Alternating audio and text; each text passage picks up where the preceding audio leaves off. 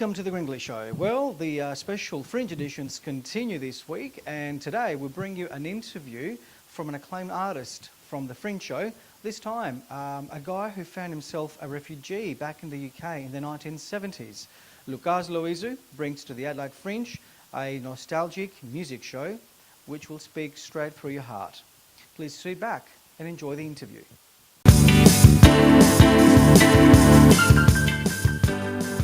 Loucas Loizou, welcome to the Grenglish Show, which is going to the Fringe. It's Fringe season, it's mad season.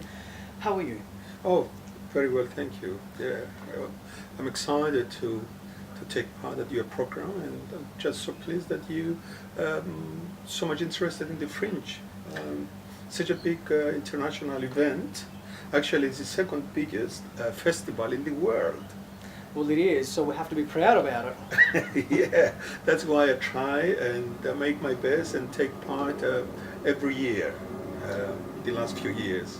That's fantastic. We're at this lovely setup on your backyard, which is absolutely amazing, and just as amazing as your show. Your show, it's not the first time you actually participate at the Fringe Festival. These last couple of years you did songs by Miki Theodorakis, as far as I know. Yes, last year it was Miki Theodorakis' turn. Okay. And this year is Manos Hadjidakis, which I consider the greatest of our composers, songwriters, and the most well-known outside of Greece. Just to give you an idea about the songs of Hadjidakis, Nana Mouskouri, which is the biggest export we ever had in Greece, only sings Hadjidakis, and she sings the songs in about 6-7 different languages. That's why she sold more CDs than any other artist, living or dead, international artist. She sings the songs in 7 languages, even Japanese. She can even speak or sing Japanese. Yeah. Wow, that's really, really amazing. Oh, another factor to be proud of, I suppose, another Greek export to the world. Let's focus on your show for this year's Fringe. It's called A Refugee Sings World Songs. Yes. Give us a bit of an insight of the music, the songs, the nostalgia that people will go through, the audience. Yeah, there are 2 parallel lines into the show. The one telling the story of a refugee, the people they discover at the end of the show, which is that refugee. And it starts from where he was born and how he ended up to have all these adventures in life for the last 40 years, because it's 40 years since the Turkish occupation. Then there are songs that I wrote about the Turkish occupation, and some traditional songs from other countries. I always love to sing in Spanish and in Italian and English, and I love traditional songs, especially songs that are very old, like 200 years old, songs of England or America, and I arrange them for voice and guitar, just a single guitar and voice for myself, because those songs, if they last the time, that's a proof that it's great melodies.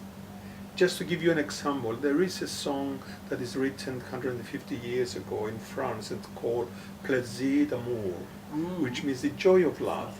Now, a number of people, they recorded these songs, like The Seekers, Peter, Paul and Mary, John Baez, but they only did one part of the song. The song has 3 parts, and that's the most melodic, but they chose the most commercial, and they repeat the song for 10 times.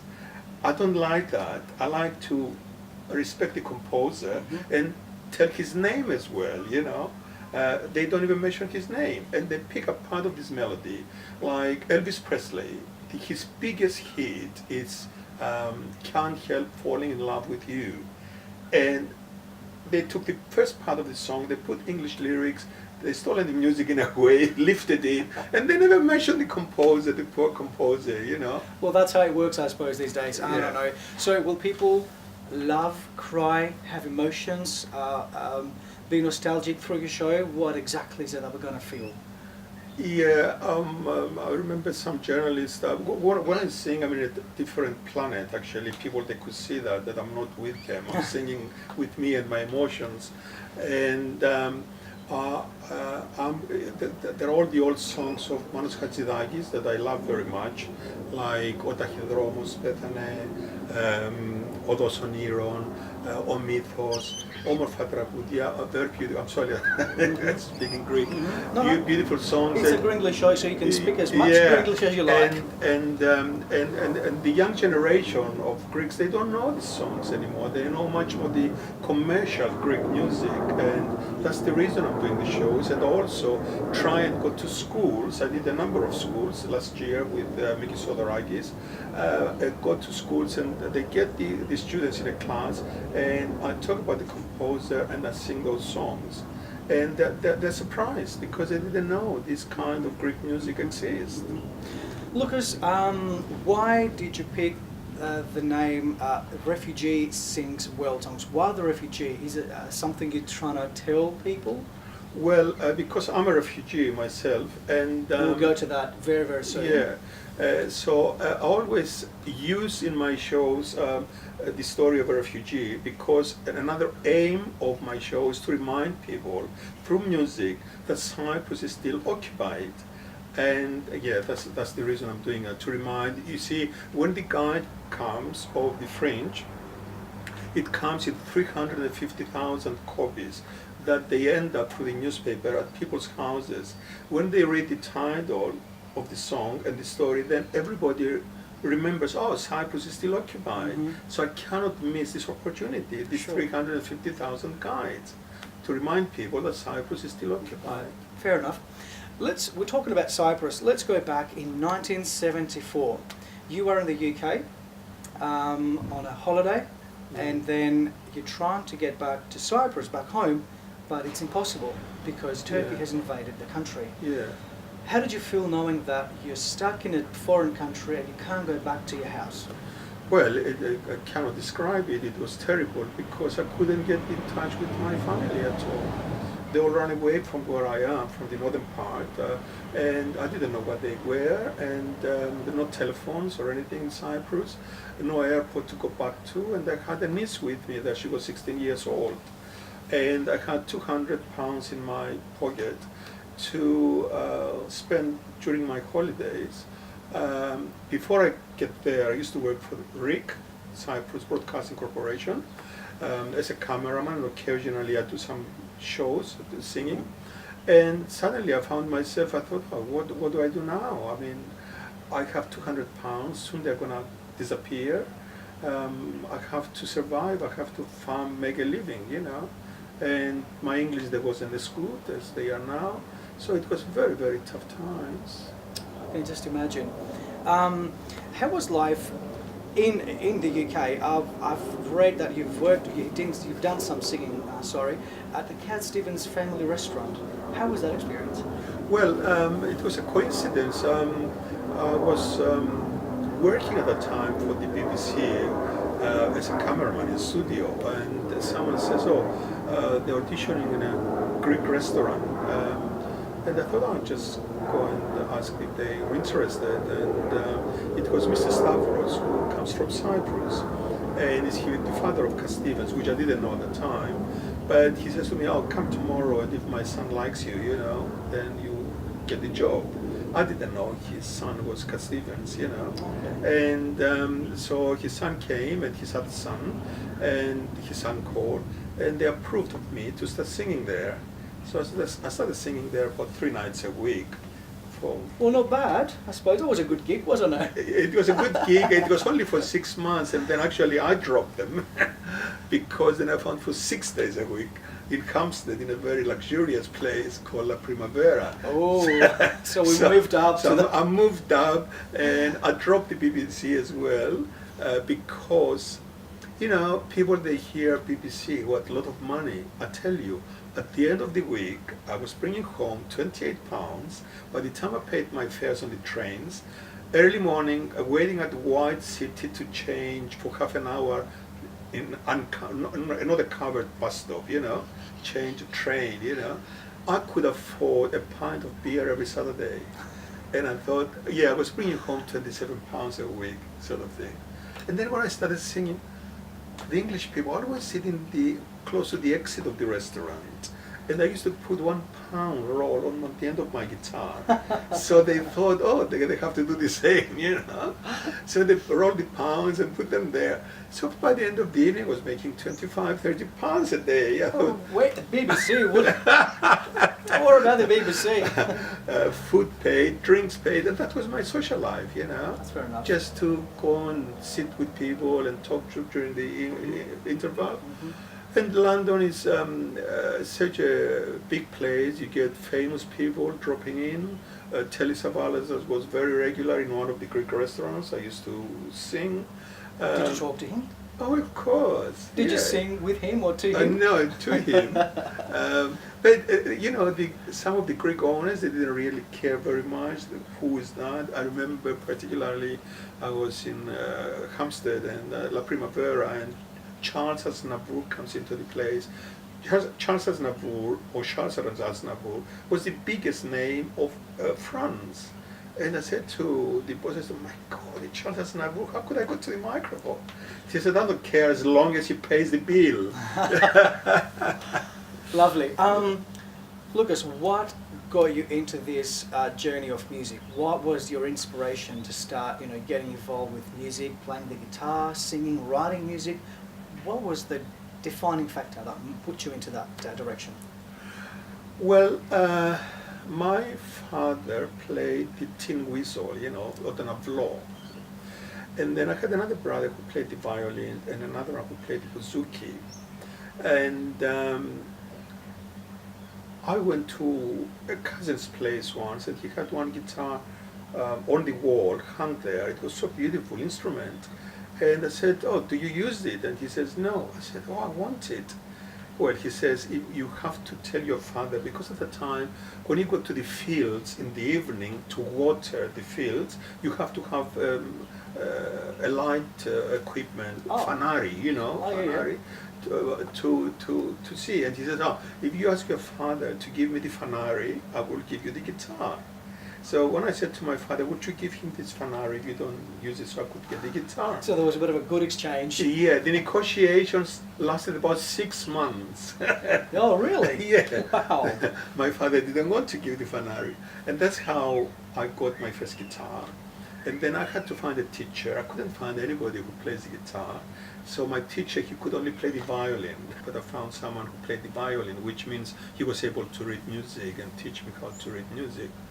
And later on, I found, of course, a teacher, and I studied classical guitar and classical piano late in life, the piano.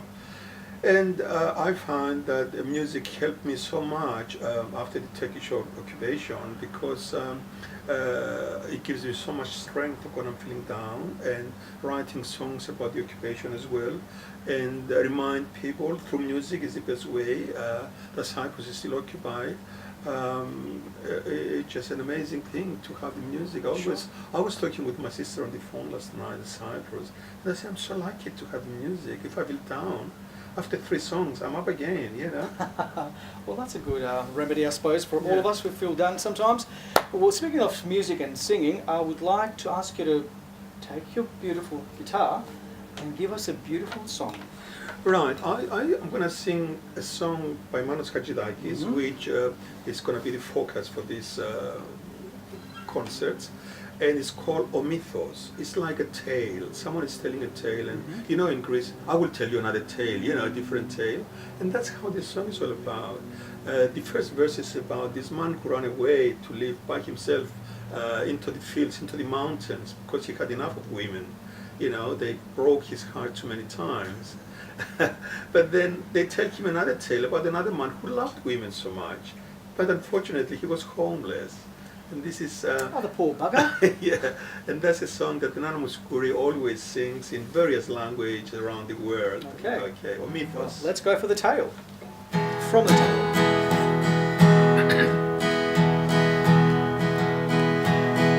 Ένα μύθο θα σας πω, που το μάθαμε παιδιά. Ένα μύθο θα σας πω, που το μάθαμε παιδιά. Ήταν κάποιος μια φορά, που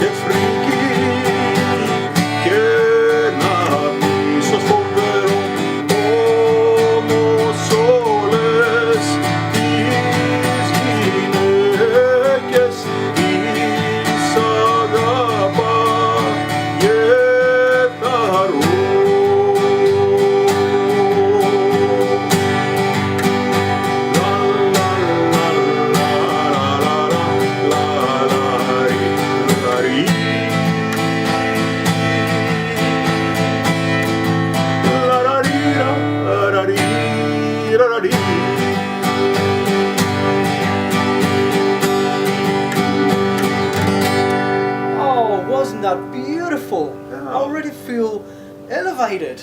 Oh, thank Oh you my very God. much. Oh, seriously, that lifted my Yeah. soul. That was so beautiful. Yeah. Thank you so very much. All right. Thank you. Yeah. Fringe Festival on the 28th of February, 7th of March, and the 14th of March. Yes. It's at the Hilton Hotel, which Yes. is at Hilton. Yes. And there is a beautiful, beautiful room, the Fedora's function room. Okay. And it's at 8 o'clock at night. And there are people, like last year, they could come with, they could book and have a meal as well. They could come from 6 o'clock and have a meal. The show starts at 8 o'clock. And it's 90 minutes, very generous, because there are so many songs to do and so many stories to tell. And people, they could get their tickets by either going to the adelaidefringe.com.au, Okay. and my show is listed under the cabaret. Yes. Yeah, Yes. and or they could ring the Adelaide Fringe, which is 1-300-621-255. I repeat that, 1-300-621-255, and book their tickets. There is parking. The tickets are 25 and 20. And for students, I think they're about 15, because I'm interested very much about bringing the students over. Fair enough. And I do go to schools. If any teachers there, please ring me and arrange to come to the school and give a show there for the students. It doesn't matter how many you bring over. And I don't charge very much. It's just expenses, really, because I want them to get to know this real Greek music, the real beauty of Greek music that they don't get the chance to listen very often. That's great. That is great. Yeah. Well, ladies and gentlemen, you heard it from the legend himself. A refugee sings world songs at the Fringe Festival this year on the 28th of February, 7th of March, and the 14th of March. I want to thank you so very much for having me here to your beautiful garden. Very uplifting, the music, yourself. I can't thank you enough, really. Well, thank you very much. Loucas, Loizou, ladies and gentlemen. Congratulate you for having the courage and the stamina to do these programs, you know. And Thank you so very much. And promote Greek music. thank you, and I'm sure I'll see you again somehow, Okay. somewhere. I will. Good. Thank you so much. Thanks.